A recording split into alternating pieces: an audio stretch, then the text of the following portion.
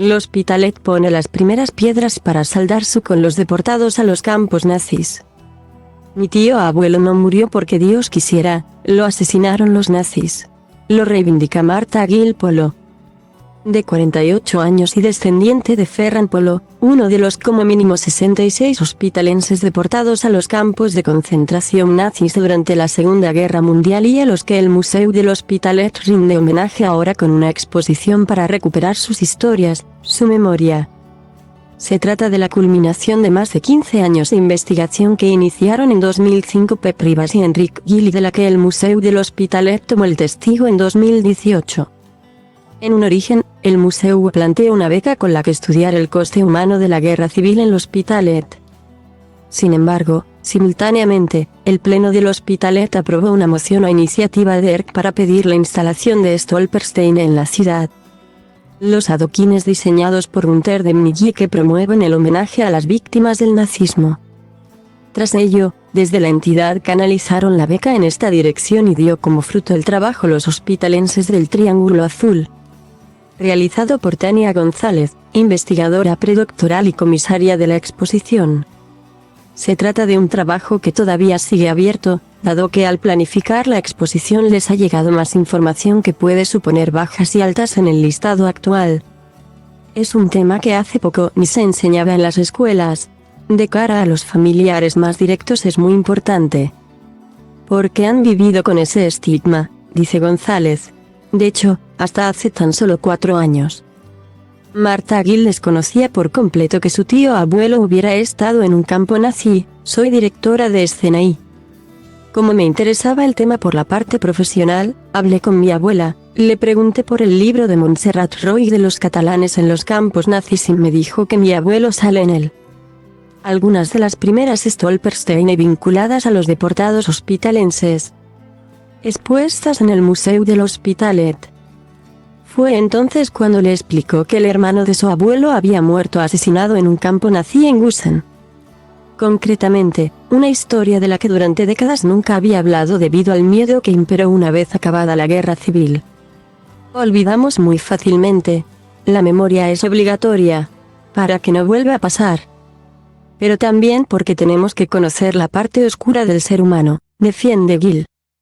Agustí Castellano, técnico de Patrimonio Cultural del Museu de l'Hospitalet, explica que, con la beca, el objetivo era, más allá de conocer la biografía de estas personas, descubrir también dónde vivían.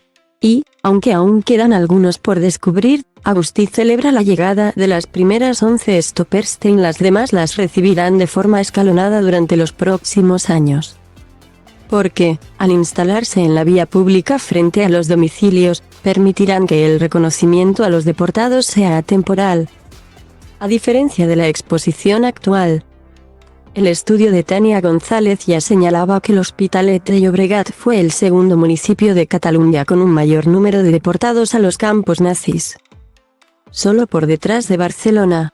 Y es que, tal y como explicó Carles Santacana, doctor en Historia Contemporánea de la Universitat de Barcelona, UB, quedarse en la ciudad a expensas del yugo franquista no era precisamente una buena opción.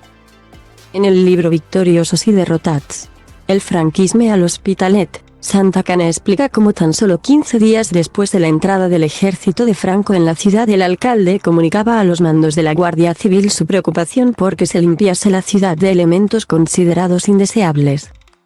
Así, las investigaciones de la causa general franquista en el municipio ponían el acento en la actividad anarcosindicalista, la ideología mayoritaria de los deportados, y en la significación del barrio de la Torrassa. Tania González, comisaria de la exposición, y Agustí Castellano, técnico de Patrimonio Cultural del Museu de l'Hospitalet, explican la historia de algunos de los deportados nazis. Los antepasados de Marta Gil, además del exilio y los campos, también fueron víctimas de la represión franquista. Fue el caso de Domingo Polo, bisabuelo de Marta, quien había sido un miembro activo de la CNT-FAI.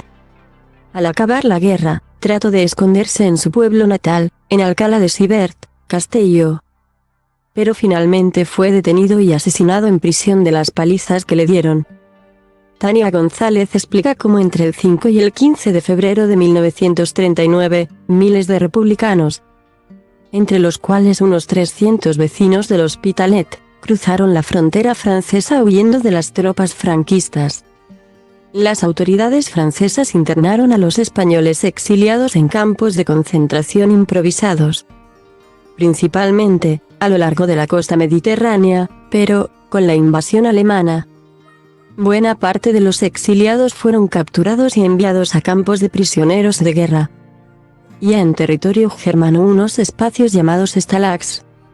El siguiente paso en el recorrido ya fueron los campos de concentración, de entre los cuales Mauthausen-Gusen fue el principal destino de los deportados del Hospitalet. Carlos Quesada cuenta con dos parientes que vivieron el horror de los campos y salieron con vida para contarlo.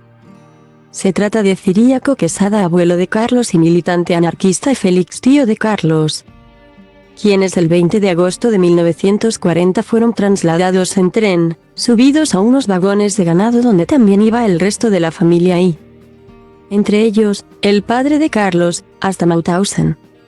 La familia Quesada en Francia, antes de la deportación a Mauthausen.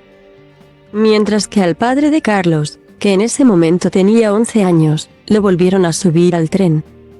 Su tío Félix no corrió la misma suerte.